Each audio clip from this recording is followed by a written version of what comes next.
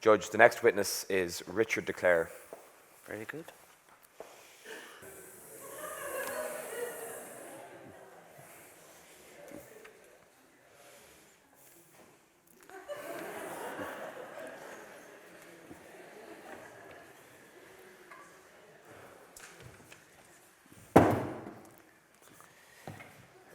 Now, could you please confirm to the inquiry that you are Richard de Clare, Earl of Pembroke, and Strigul, Lord of Leinster? I am. And don't you also go by the name Strongbow? I'm not familiar with that name, no. You're not familiar with the name Strongbow? No. Well, how would you like us to address you then? You may call me Earl Richard. Thank you, Earl Richard.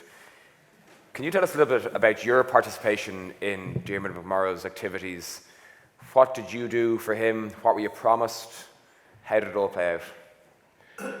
Dermot had returned from France with letters of recommendation from my Lord Henry, who he said had received him into his grace and favour, and that anyone aiding Dermot in the recovery of his dominion would be assured the king's favour and licence.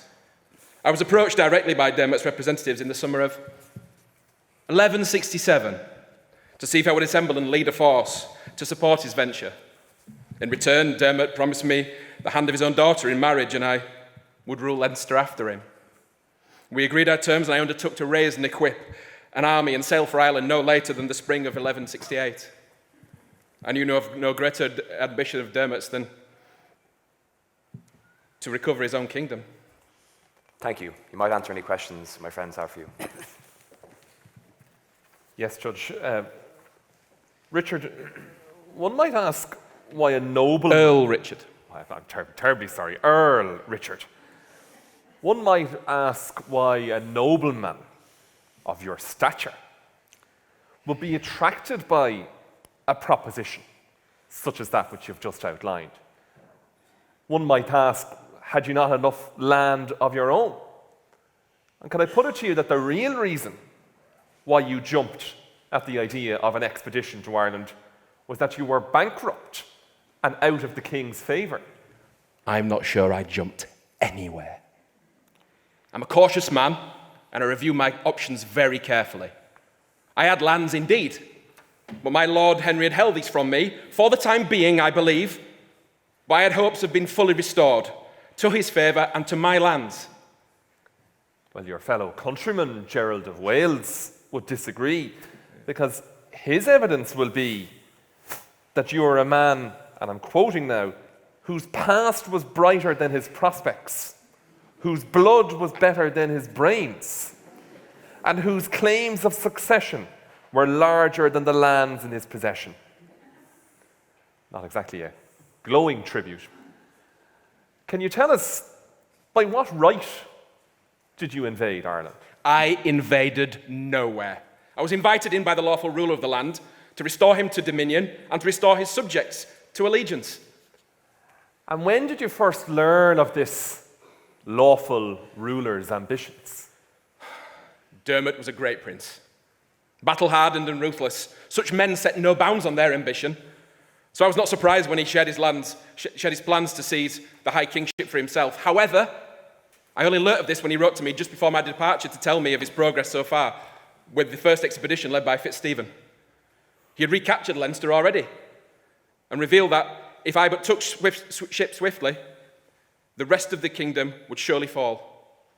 That is how I first learnt of any ambitions of Dermot's outside of his own territories. And did you tell Henry when you found out what Dermot had planned? No. No, I did not. And why not? Are you not loyal to Henry? Of course I'm loyal to Henry. That might be somewhat surprising to people who've been following your journey all these years. Did you not stand against Henry in support of King Stephen? That was a long time ago. More recently, did you not propose directly to Rory O'Connor, High King of Ireland, that you become his man when he had you surrounded in Dublin? How exactly did you propose to serve two kings? Do you have anything to say to that? Judge, I think The court might note that the witness seems to have nothing to say to that particular proposition. One more question. Are you, or did you ever claim to be King of Leinster? Again, you have nothing to say, but I think your silence speaks volumes. I have no further questions for this witness, Judge. Yes, Judge. Earning your fee, Mr. Higgins. Indeed. I just want to compliment you, Earl Richard, on your excellent evidence thus far to the court. I think it was very fine. And I would like to say to the judge, of course, he has a right of silence before you, as the court is well aware, despite Mr. Harmon's haranguing of my particular client. But Earl Richard, just so we can be quite clear with regard to your situation, you were at all times acting with the King's express permission to be here in Ireland. Isn't that the case? That's right. It is. And what's more, I took the precaution of seeking an audience with my Lord Henry before leaving Ireland to assure myself of his permission. At that audience, I specifically sought his leave to seek a renewal for my fortunes in Ireland. His Majesty told me that I might do as far as my feet may bear me. He spoke perhaps in jest, and I knew he wished me gone, but I still had to put my case to him, and he had not ordered me otherwise. Yes, indeed. And with regard to any snide comments or remarks coming from counsel for the Gaels in this particular regard, any suggestion that you may have overstepped that permission? Have you anything to say in that regard? Thank you, I do. When I learnt of my Lord's concern at how successful our campaign in Ireland had become, I wrote to him immediately to explain. And I have a copy of my letter here, if I may read it. You may. Thank you. It says, "My Lord and King, it was with your license, as I understood, that I came over to Ireland for the purpose of helping your faithful liegeman Dermot in the recovery of his lands. Whatever lands, therefore, I have had the good fortune to acquire in this country, either in right of Dermot's patrimony or from any other person, I consider to be owing to your gracious favour, and I shall hold them at your free disposal." When was that, Earl Richard? This was in 1171. Thank you very much, Earl Richard. There can be no quibble with such a letter, and your loyalty to Henry, lest it be clear, is clearly demonstrated by it, and your intention to hold those lands at its discretion are equally apparent. I think any suggestion that you had intended to establish a rival kingdom in Leinster is clearly without foundation, Judge. Very good, thank you.